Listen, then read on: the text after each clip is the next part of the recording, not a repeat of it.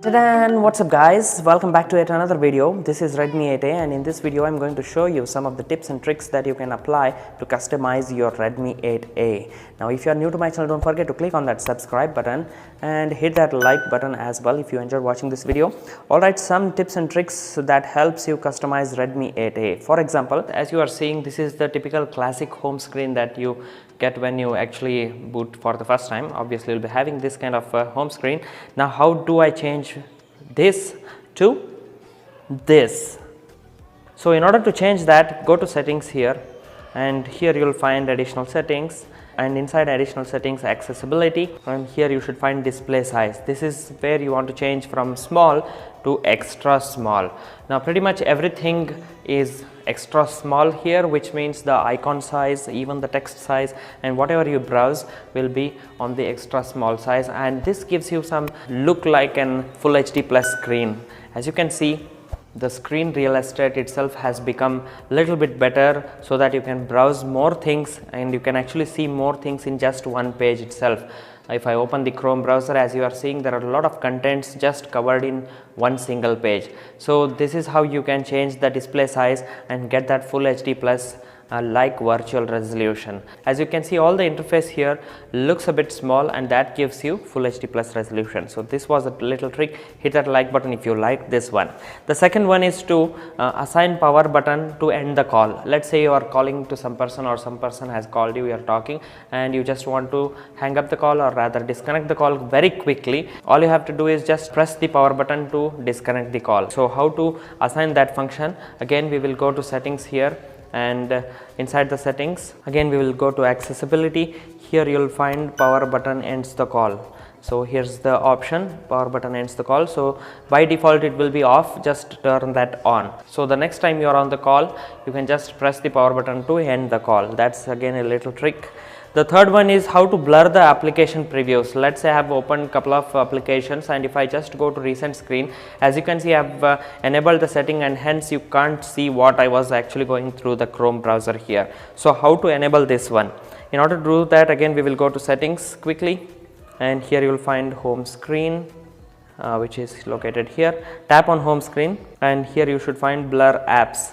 So blur app previews, just tap on this one, and to whatever application you want, you can actually blur the application while you tap this recent screen. Let's say I'll show you exactly what's going on. For example, for the contacts, as you are seeing the dial numbers here very clearly, but you can't see what's going on in the Chrome browser, right? So if I just disable the Chrome switch here, like if I just tap on recent, again you can see what I was actually browsing through the Chrome here. So in order to blur these previews, you have to enable, or rather switch on, all the toggles here.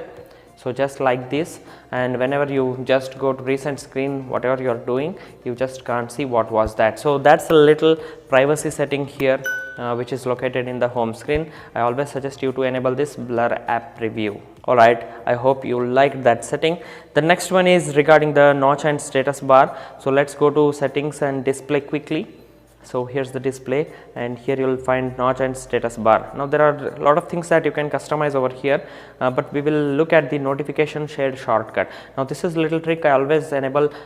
Just go to this one and tap on search. By default it will be settings here. So what is this basically is, if I just go to the notification panel here, and here you will see the settings, right? By default you will see the settings mark here. Now we have the settings icon here. Again, why this settings here, right? So instead of that settings, we will go to this notch and status bar, and we will make this one search. Now what this basically does is, wherever you are on the screen, just swipe down like this, and here you should be able to see search icon. Just tap on it, and pretty much whatever you want to search, you can just use this one and search. So basically it's a browser, or rather you can Google search instantly. So this is just a quick way of going through search instead of going to settings. Just swipe down like this, just tap on this one, and whatever you wanted to search, you can just go ahead and do that. That's a little trick over there. So you have to enable it from the notch and status bar. So the next trick is inside the developer option. So first let's enable the developer option. So in order to do that, just go to settings, and here you will see about phone. Just tap on that one and tap on MIUI version for like 6 to 7 times. Just keep tapping, and then the developer gets enabled. So you will find it in additional settings. So I'll just tap on additional settings, and here you will find developer options. Tap on that, and here you should see background process limit. So here it is, background process limit. By default it will be standard limit. I would suggest you keep at most 3 processes or 4 processes. What this basically does is it does not let any applications run in the background, like more than 3 if you have selected, and that will help you give more battery backup and also perform faster. So I would suggest you keep to 3 or 4 processes. You can always select no background process. That means whenever you go through any app and just take back, so no application will be running in the background. So that way you can set, again it's a personal preference. I would suggest you keep it to 3 or 4 processes, and let me know in the comment section down below how the mobile is performing when you set that. Alright, the next one is regarding battery optimization. There is a little trick over here which you need to enable.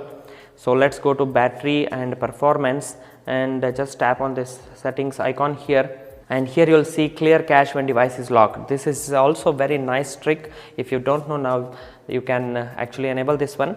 By default it will be like never clear cache when device is locked. What this basically does is it clears the cache memory and makes RAM more space. That means your mobile will perform a little bit faster than before. So by default it will be never. I would suggest you change it to in 10 minutes. As you can see, I have done that. So after 10 minutes, automatically when the device is locked, after 10 minutes the cache memory gets cleared, and that will help mobile perform faster. Alright guys, this is it in this video. There are so many other settings and features which I'll cover in another video, because the video gets lengthy. As you guys know, you probably feel bored watching through all the settings in just one video. So we will keep some of the tricks to another video. Till then, hopefully you liked this one. So make sure you go ahead and change all the settings I showed, and don't forget to hit that like button, share it with your friends, and if you like, please subscribe to my channel.